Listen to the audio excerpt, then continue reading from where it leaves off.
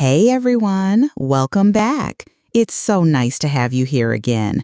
If you've been listening regularly, you know how valuable this kind of English listening practice can be. Just hearing natural conversations can really help you understand how people talk in real life. It builds your vocabulary, improves your understanding of sentence rhythm, and gives you the confidence to speak more naturally. So if you're someone who wants to feel more fluent, this kind of podcast is a great step. Today, we're talking about something that people everywhere have an opinion on. It's something fun, but also part of our daily life choices. Would you rather live in a cold country or a hot country? Think about it. The snow, the jackets, the cozy nights, or the beaches, the sun, the warm evenings. I want to hear your thoughts too, so feel free to comment and share which one you prefer. All right, let's get into it. Hey everyone, how's everything going with you? Hi, Marco. I'm doing great. Just trying to stay warm, actually. It's been raining nonstop this week. How about you? Pretty good, but the heat over here is no joke. I feel like I'm melting half the time. Makes me wish I was somewhere snowy for a change. That's actually a perfect way to get started. You're in a warm place and wishing for the cold, and I'm wrapped in blankets dreaming of the sun. Exactly. It's funny how we often want the opposite of what we have. So, if you had the chance to move somewhere permanently, would you pick a cold country or a warm one? Honestly, I think I'd go with something warmer. I like wearing light clothes, being outside, enjoying the sun. Cold weather slows me down a bit. What about you? I used to be all about warm places, but now I think cold countries have a special charm. I love seeing snow. I like the idea of having seasons too, like the change from autumn to winter and then spring. That's true. But then again, think about the amount of time it takes just to get dressed in winter. Layer after layer, and if you forget your gloves, it's game over. You're right, and don't get me started on how slippery it gets. Walking on ice is like playing a dangerous game every day. But then again, the feeling of drinking hot coffee while it's snowing outside is unbeatable. Okay, I agree with you on that. But being able to walk outside in the evening, no heavy jackets, just a breeze, some palm trees maybe, it just sounds relaxing. You're painting a beautiful picture there. But there's something magical about a cozy fire, snow falling outside the window, and staying in with a good book or movie. Let's talk about holidays. Do you prefer a beach holiday or a winter cabin vacation? Beach holiday, no question. I love swimming, relaxing in the sun, and eating fresh fruit. What about you? I think I'd actually pick the winter cabin. Staying somewhere quiet, maybe on a mountain, making hot chocolate and watching the snow. Sounds peaceful. So we've swapped roles. You prefer the quiet winter break and I want the beach. That's interesting. Do you think people get used to the climate they grow up in? Absolutely. If someone grows up in a hot place, they might find the cold exciting and new, but also shocking. Same the other way around. The body gets used to certain temperatures. And language plays a role too. Like in colder countries, you often hear people talking about the weather more. I feel like it becomes a daily topic. Yes, like asking, did it snow last night? Or, it's freezing today, isn't it? And in warmer countries, people talk about the heat and ways to stay cool. Exactly. These small things are part of natural conversation, and that's what helps English learners the most. Picking up how to talk about common, everyday stuff. It's true. And today's topic, even though it sounds simple, is full of useful words. Things like layers, breeze, slippery, cozy, and expressions like game over or don't get me started. That's why we do this, right? To give people a chance to hear natural talk that feels real and practical. Not just grammar lessons, but how people actually communicate. And also to share ideas. I've never thought that much about winter holidays until now. Maybe I'll plan one someday. And I might just look up a warm destination for my next break. You've convinced me. Well, that's the power of a good conversation. And good listening. And maybe I'll finally take that beach vacation I keep dreaming about. It's funny how just talking about it makes you feel like you're halfway there. Totally. That's the power of conversation. It opens up your mind and makes you imagine new experiences. And that's also one of the best ways to get better at speaking English, just by thinking and talking about everyday topics like this. Exactly. It's not always about using big words. It's about being able to say what you're thinking clearly and confidently. Even something as simple as describing the weather can turn into a fun and useful conversation. You know what's interesting? In hot countries, people are more likely to hang out outside, like having meals outdoors, evening walks, street food. In colder countries, people spend more time indoors, and the culture reflects that. More indoor cafes, libraries, museums. That's a really good point. And it affects how people socialize too. Like in colder places, you might visit someone's house more often, have dinner parties indoors. In warmer places, everything feels more open. Markets, beaches, even weddings. Yes, and that's something tourists really notice. Like when people visit Thailand or Bali, they often talk about how lively and warm the atmosphere is, literally and emotionally. You've got night markets, outdoor festivals, beaches filled with people. It's all so vibrant. True. And then if you go to a colder destination, like Switzerland or Iceland, it's a different kind of beauty. Snow-covered mountains, cozy cabins, thermal baths. People go there for peace, nature, and that magical winter feeling. Oh, yes, Iceland's Blue Lagoon is on so many people's bucket lists. And those glass igloos in Finland where you can watch the northern lights? How cool is that? Amazing, right?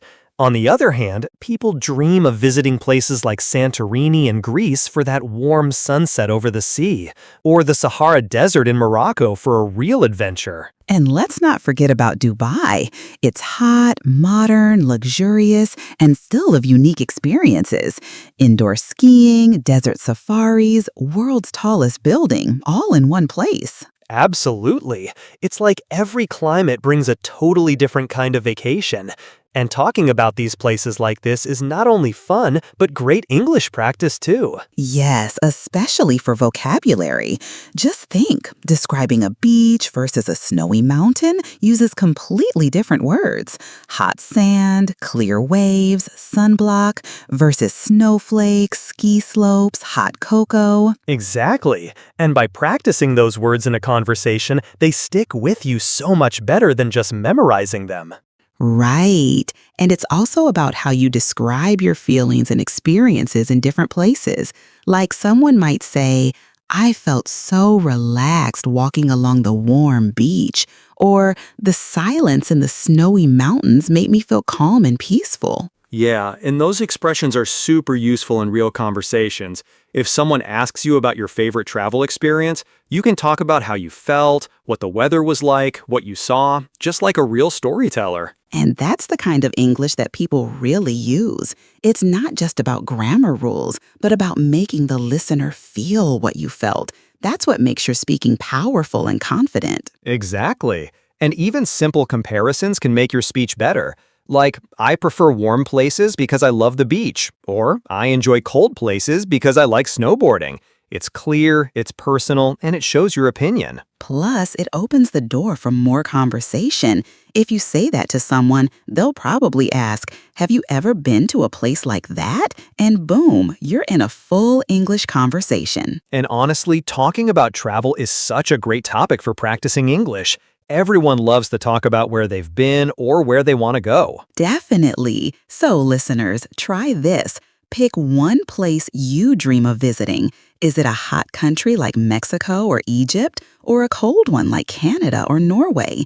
Think about how you'd describe that place to a friend in English. And use all the senses, what you'd see, feel, hear, taste. It'll help you become a more natural and confident English speaker. And when you describe things using all your senses, it makes your English sound much more real.